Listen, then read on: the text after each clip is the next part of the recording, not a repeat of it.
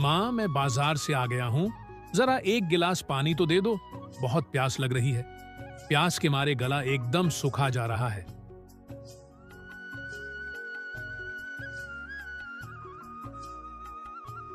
बेटा, आज जंगल से बकरियां चराकर आते समय जंगल से कुछ लकड़ियां भी लेते आना। कल खाना बनाने के लिए घर में अब लकड़ियां नहीं बची हैं। हाँ हाँ माँ, हम शाम को आज लकड़ियां ले आएंगे और तब तक तुम मेरे लिए मीठी मीठी खीर बनाकर रखना। आज तो ढेर सारी मीठी खीर खाऊंगा मैं तो। हाँ हाँ माँ, मैं भी खाऊंगा मीठी खीर। मदन भैया, कल मैंने कुछ लोगों को गांव में बातें करते हुए सुना था कि हमें अपने जीवन में कुछ ऐसा करना चाहिए जिससे हम अपना जीवन यापन अच्छे से कर सकें और हमारे पास भी पैसे आते रहे, ताकि हम भी आने वाले समय में किसी भी तरह की दिक्कतों का सामना न कर सकें। हाँ मोहन, ये तो सही बात है। हमें भी ऐसा ही कुछ करना चाहिए कि हम अपना जीवन यापन अच्छी तरह से कर सकें और हमारे पास भी पैसे की कोई परेशानी ना आए। पर भैया, हम ऐसा क्या करेंगे? ये तो मुझे भी समझ नहीं आ रहा कि हम क्या करें। भैया, मुझे जोरों की भूख लगी है। चलो कुछ खा लेते हैं, तब सोचेंगे कि क्या करना है। हाँ मोहन, चलो कुछ खा लेते हैं। मुझे भी जोरों की भूख लगी है। उसके बाद सोचते हैं कि क्या करना है। अब दोनों भाई खाने की तलाश में जंगल में कुछ और आगे निकल जाते हैं कि तभी उन दोनों को एक अमरूद का पेड़ दिखाई देता है। अरे भैया, वो देखो कितने सारे अमरूद लगे हुए हैं पेड़ में। चलो हम अमरूद तोड़कर खाते हैं। हाँ मोहन, चलो।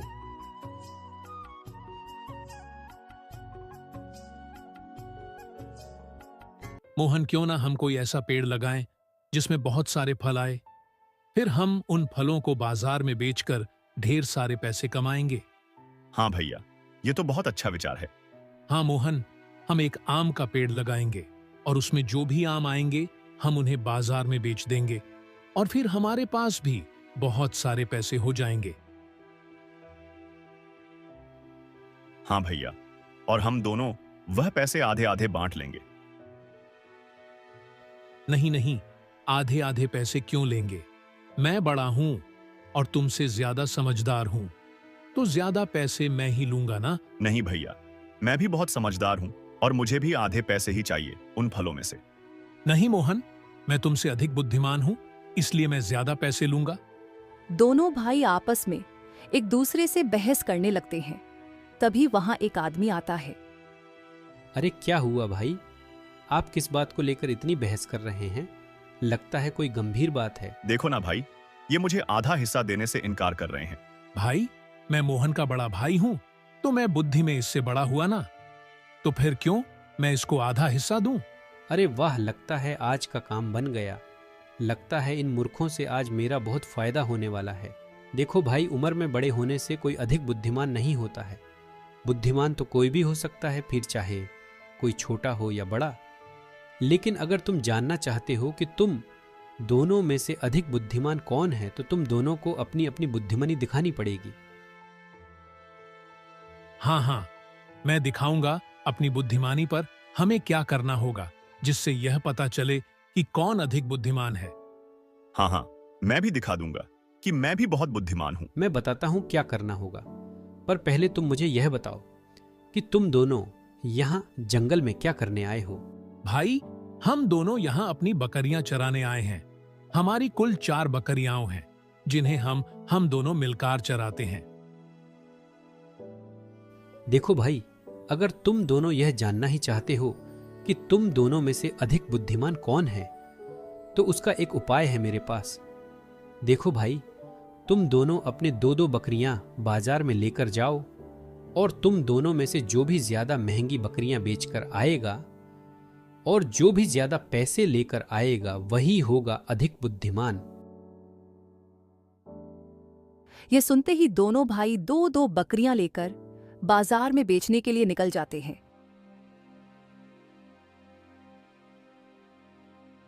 अरे वाह, इन दोनों को ठगने के लिए तो मुझे ज्यादा मेहनत भी नहीं करनी पड़ी। चलो, इनके आने तक का इंतजार मैं यहीं बैठकर लेता हूं। वह ठग उन दोनों का वहीं बैठकर इंतजार करने लगता है। तभी वहां छोटा भाई अपनी बकरियां बाजार से बेचकर आ जाता है। हाँ, तो तुमने अपनी बकरियों को कितने में बेचे? भाई मैंने 10,000 में अपनी 2 बकरियां बेची हैं। अरे मोहन, मैंने तुमसे कहा था ना कि मैं तुमसे बड़ा हूं तो ज्यादा बुद्धिमान मैं ही हुआ ना। देखो, मैंने दोनों बकरियां 20,000 रुपये की बेची हैं। भाई, अब तो साबित हो गया ना कि हम दोनों में ज्यादा बुद्धिमान मैं ही हूं। हाँ, अब तो यह साबित हो गया है कि तुम ही अधिक बुद्धिमान हो। देखा मोहन, अब तो इन्होंने भी कह दिया है कि मैं ही ज्यादा बुद्धिमान हूं। अब तो आधे से ज्यादा हिस्सा मैं पर ही भैया, लूंगा। हमारी बकरियां तो बिक गई। अब हम मां से क्या कहेंगे कि हमारी बकरियां कहां हैं?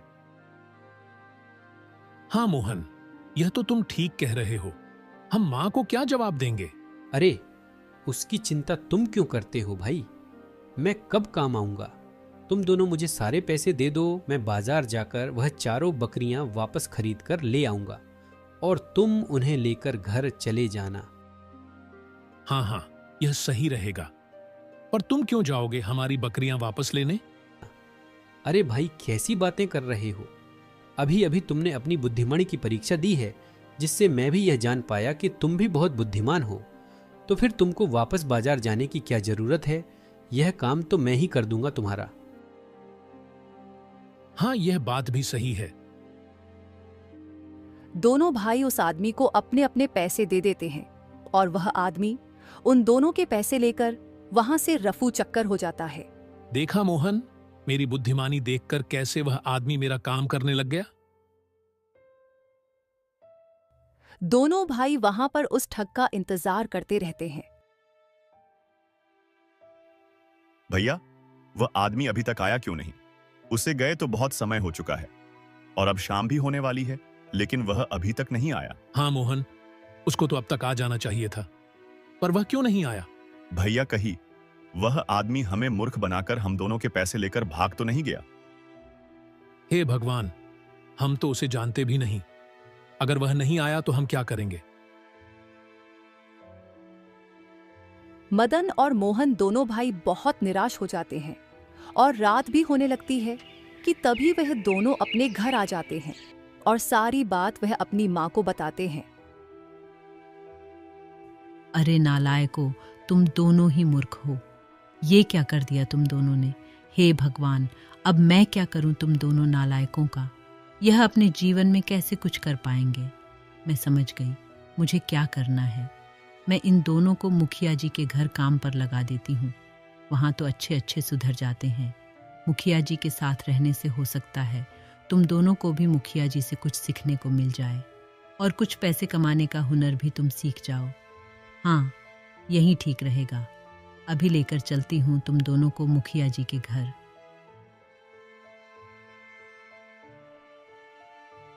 ठीक है दुलारी बहन, मैं तुम्हारे कहने पर इन दोनों को काम पर रख लेता हूँ, पर याद रहे कोई गड़बड़ मत करना यहाँ, वरना मैं बहुत कड़ी सजा देता हूँ, समझे? जी मुखिया जी, हम कोई गड़बड़ नहीं करेंगे। जी मुखिया जी, हम कोई गड़बड़ी नहीं करेंगे।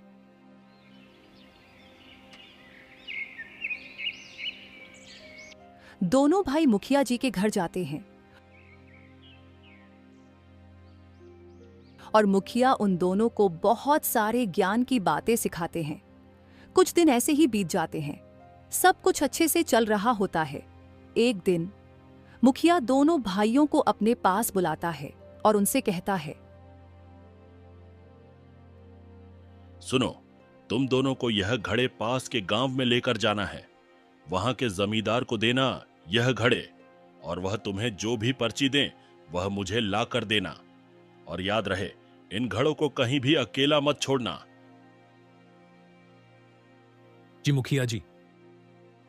जी मुखिया जी, हम कोई गड़बड़ नहीं करेंगे।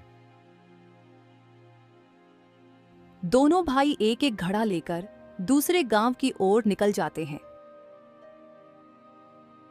अरे बाप रे, कितना भगाया उन पुलिस वालों ने, इतना तो मैं कभी नहीं दौड़ा। खैर, अब तो मैं खतरे से बाहर हूं, क्योंकि जंगल के बाहर इस गांव में पुलिस तो आएगी नहीं मुझे ढूंढने।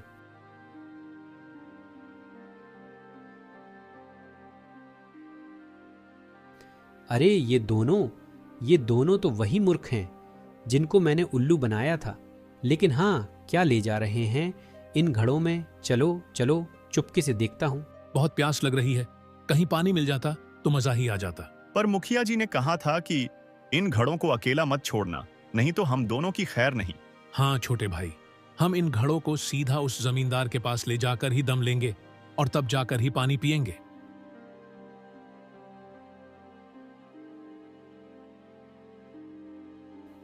अच्छा, तो इसका मतलब जरूर इस घड़े में ढेर सारा सोना चांदी, ढेर सारे रुपए पैसे और हीरे जवाहरात होंगे जो ये लोग दूसरे गांव के जमींदार को देने जा रहे होंगे। लेकिन अब तो ये मुझे ही हथियाना होगा। तो फिर चलो इन दोनों मूर्खों को अभी देखता हूं।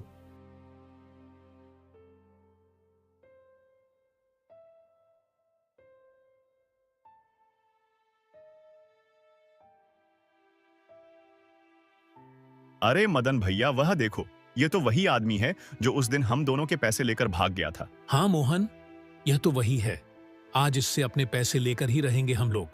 हाँ भैया, सही समय पर मिल गया है ये हम दोनों को।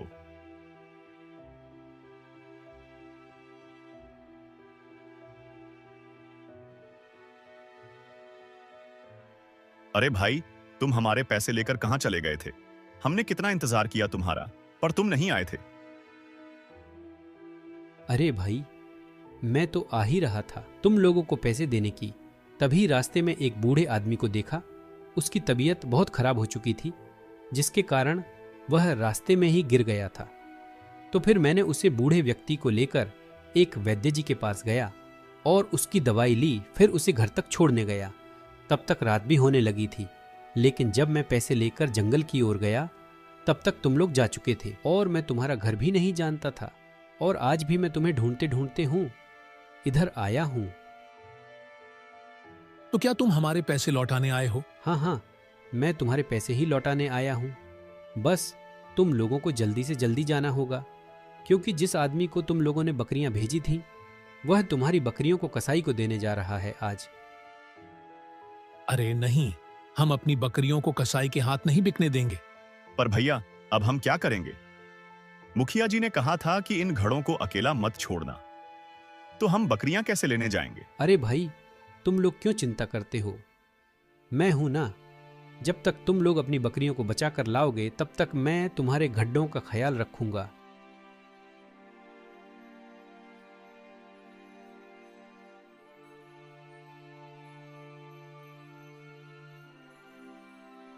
अरे वाह, यह दोनों तो तुरंत ही चले गए और मेरा काम भी बन गया। हाँ, दोनों तो सच में मूर्ख ही है। अब जल्दी से ये सारा माल लेकर निकल लेता हूं, इससे पहले कि वह दोनों मूर्ख वापस आए।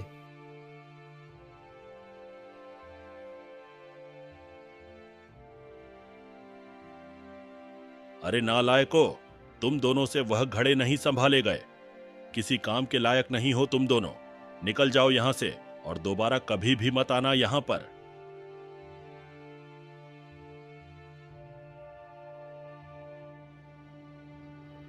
भैया, अब हम कहां जाएंगे? मुखिया जी ने तो हमें काम से निकाल दिया है। अब हम क्या करेंगे? मोहन, अब हम उस ठग को ढूंढेंगे और उससे हम सारा हिसाब करेंगे। अब वह दोनों भाई उसी ठग को ढूंढने के लिए निकल जाते हैं। कई जगह ढूंढने के बाद आखिर वह ठग उन्हें दिखाई पड़ ही जाता है।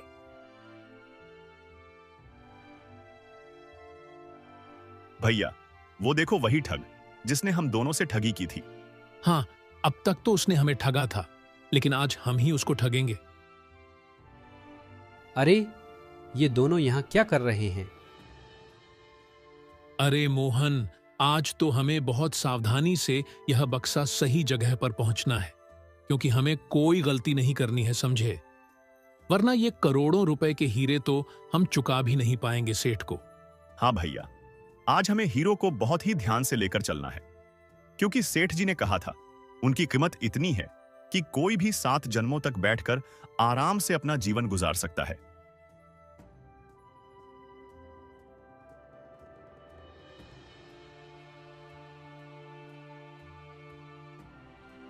अरे, आज तो ये दोनों मूर्ख बहुत ही कीमती हीरे लेकर जा रहे हैं, और वह भी बहुत कीमती हीरे। अगर आज इनको लूट लिया तो जीवन भर कुछ भी नहीं करना पड़ेगा, और उसका बुरा यह राज्य ही छोड़कर चला जाऊंगा किसी दूसरे राज्य में। बस एक बार इन कीमती हीरों का यह बक्सा मेरे हाथ लग जाए। लेकिन इस बार इन मूर्खों को ठगना आसान नहीं होगा। इन्हें पैसे का लालच देता हूं। हाँ हाँ, यही सही रहेगा। अरे भाइयों, कहाँ जा रहे हो? तुम दोनों को मैं 2-3 दिन से ढूंढ रहा हूं, लेकिन तुम लोग कहीं मिले ही नहीं। असल में वह दोनों घड़े जो तुम दोनों लेकर जा रहे थे, वह मैंने उसे जमींदार के पास पहुंचा दिया था, जहां तुम उन घड़ों को लेकर जा रहे थे। पर आज तुम लोग कहाँ जा रहे हो, और उसे बक्से में क्या है? भाई, इस बक्से में ऐसी चीज है कि हम बता नहीं सकते। इतना समझ लो कि इतनी कीमती चीज है इसमें कि हम 7 जन्म तक राजा महाराजा बनकर रह सकते हैं। अच्छा, तो तुम दोनों इस बक्से को लेकर कहाँ जा रहे हो? माफ करना भाई, ये तुमको हम नहीं बता सकते। लेकिन भाई, मैं सोच रहा था कि तुम दोनों को बहुत सारे पैसे दे दूं।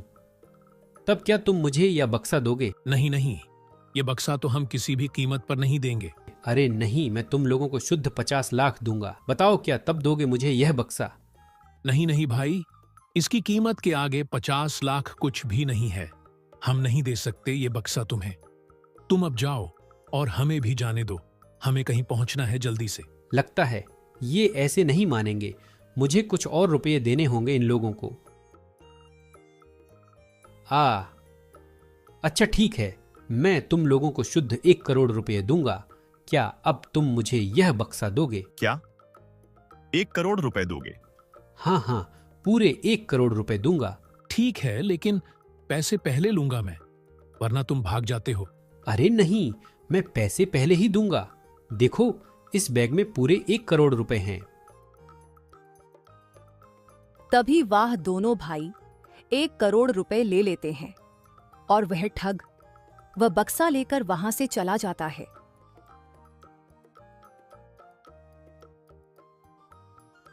देखा मोहन, इसने हमें आज तक जितना ठगा था, हमने उसका पूरा ब्याज भी आज वसूल कर लिया। चलो अब जल्दी से घर निकल चलते हैं और खुशी मनाते हैं। हाँ भैया, और अब वो ठग रोएगा जब उस बक्से में मिट्टी कूड़ा ही मिलेगा उसको। ऐसी ही मजेदार कहानियां देखने के लिए हमारे वीडियो को लाइक और चैनल को सब्सक्राइब करके एक प्यारा सा कमेंट जरूर करें। Thanks for watching. रामपुर नामक एक छोटा सा गांव था। उस गांव में रमेश नाम का एक छोटा सा किसान अपनी पत्नी और 2 बच्चों के साथ रहता था। उसके पास बहुत कम जमीन थी। वह दिन भर अपने खेत में काम करता था। उसी में खेती बाड़ी कर वह अपना और अपने परिवार का गुजर बसर करता था। रमेश अपनी पत्नी से कहता है,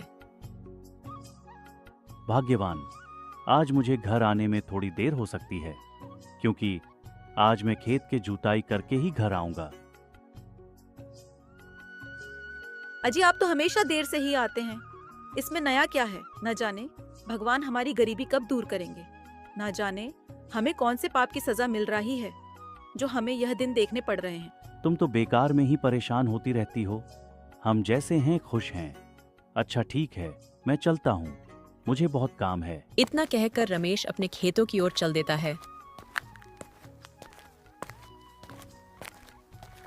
और वहां जाकर अपने खेतों में काम करने लगता है। गांव के किसान आपस में बातें करते हैं। मदन भाई, रमेश के पास तो हमसे भी कम जमीन है, फिर भी रमेश खुश रहता है और दिन भर अपने खेतों में मेहनत करता रहता है। कह तो तुम सही रहे हो कि कैसे वह थोड़ी सी जमीन में इतनी फसल उगा लेता है। इतना कहकर गांव वाले वहां से चले जाते हैं।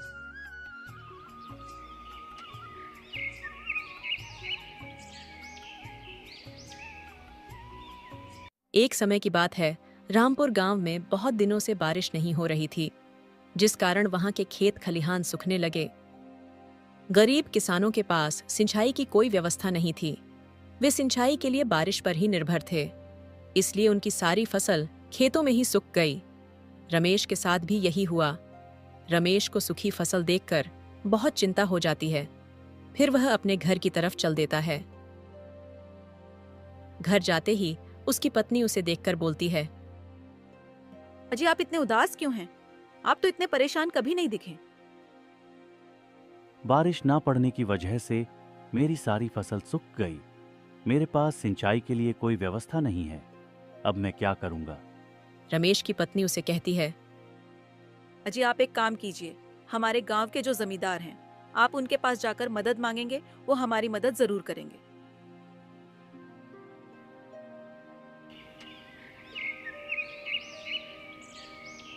अगले ही दिन रमेश जमींदार के घर की ओर चल देता है।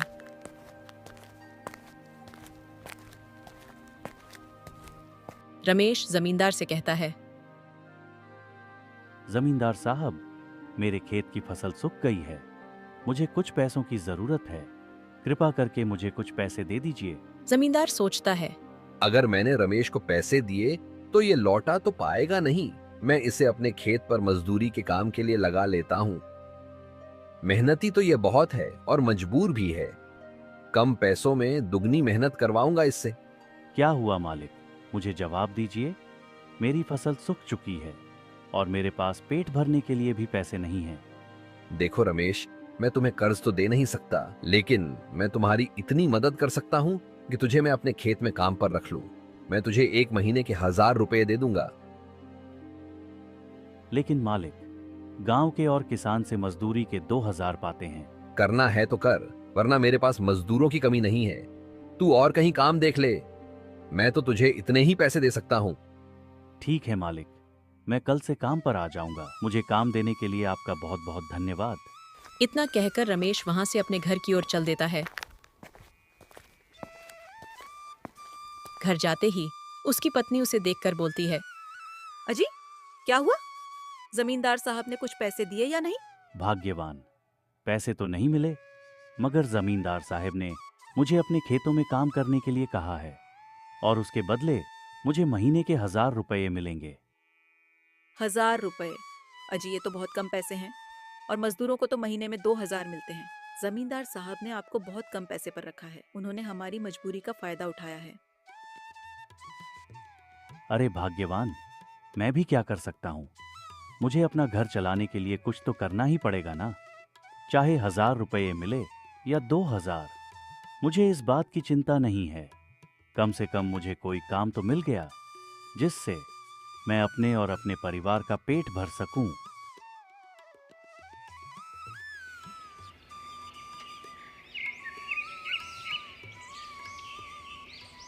रमेश अगले ही दिन से जमींदार के खेतों में काम करने लगता है।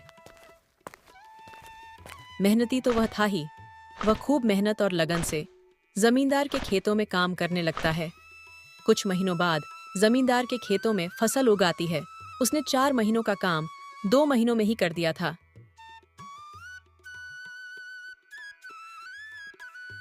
ये देख जमींदार बहुत खुश हुआ। वह सोचता है, इतनी अच्छी फसल मेरे खेतों में पहली बार उगी है। रमेश जैसे आदमी ने 4 महीने का काम बस 2 महीने में ही कर दिया। लेकिन मेरे खेतों में फसल अब उग आई है, तो मैं अगर रमेश को काम से निकाल दूं तो मेरे 2 महीने के पैसे बच जाएंगे। हाँ, यही करूंगा। कल जब रमेश काम पर आएगा तो मैं उसे 2000 रुपए देकर काम से निकाल दूंगा।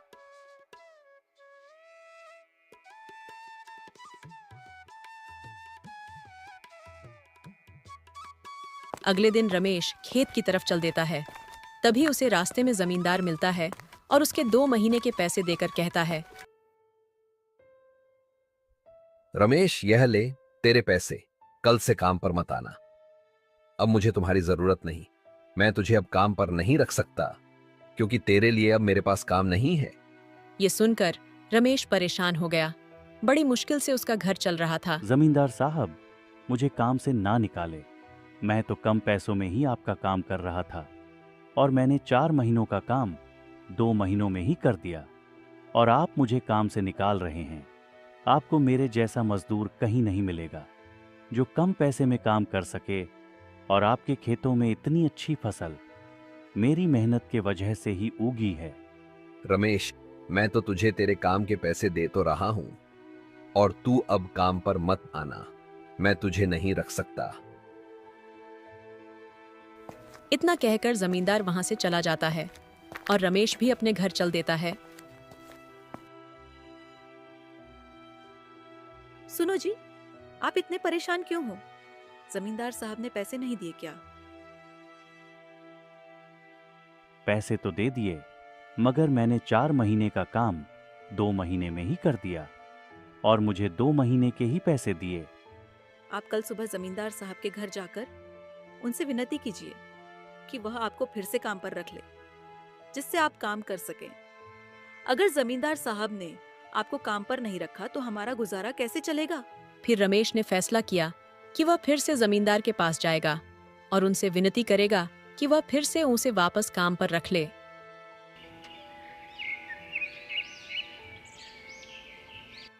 अगले दिन रमेश जमींदार के घर के सामने जाकर वहीं खड़ा हो जाता है। जमींदार घर से बाहर निकला तो रमेश को अपने घर के सामने खड़ा देख, क्या हुआ रमेश, यहाँ क्यों आया है? मालिक, मुझ पर दया कीजिए, मुझे काम पर रख लीजिए, नहीं तो मेरा परिवार भूखा मर जाएगा। जमींदार ने उसकी एक न सुनी और वहां से निकाल दिया। रमेश उस समय तो वहां से चला गया, लेकिन अगली सुबह फिर से जमींदार के घर के सामने जाकर बैठ गया। जमींदार ने फिर भगा दिया। रमेश रोज सुबह जमींदार के घर के सामने बैठ जाता और जमींदार उसे भगा देता। पूरे गांव में इस बात की चर्चा होने लगी। सभी गांव वाले जमींदार को भला बुरा कहने लगे। तंग आकर जमींदार ने सोचा, क्यों ना कुछ दिनों के लिए दूसरे गांव चला जाऊं। मुझे घर पर ना देखकर रमेश यहाँ आना बंद कर देगा। अगले दिन वह दूसरे गांव अपने रिश्तेदार के यहाँ चला गया। कुछ दिन रहने के बाद जब वह अपने घर लौटा तो रमेश को अपने घर के सामने बैठा नहीं पाया।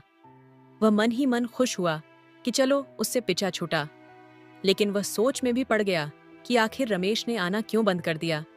उसने गांव वालों को बुलाकर पूछा तो पता चला कि रमेश बीमार है और अपने घर पर पड़ा हुआ है। यह जानकर जमींदार को खुद पर शर्म आने लगी कि उसने रमेश के साथ कितना बुरा किया, लेकिन इसके बाद भी रमेश की ईमानदारी और मेहनत को देखकर वह पछताने लगा। उसने रमेश के घर जाने का फैसला किया। वह रमेश के घर गया तो उसने देखा कि रमेश बहुत ही दयनीय अवस्था में चारपाई पर पड़ा हुआ है। ये देख जमींदार का दिल भर आया। उसने रमेश से अपनी किए की माफी मांगी और ठीक होने के बाद उसे अच्छी पगार के साथ फिर से काम पर रख लिया। अगर हमारी कहानी आपको अच्छी लगती है तो वीडियो को लाइक करें और चैनल को सब्सक्राइब जरूर करें। Thanks for watching.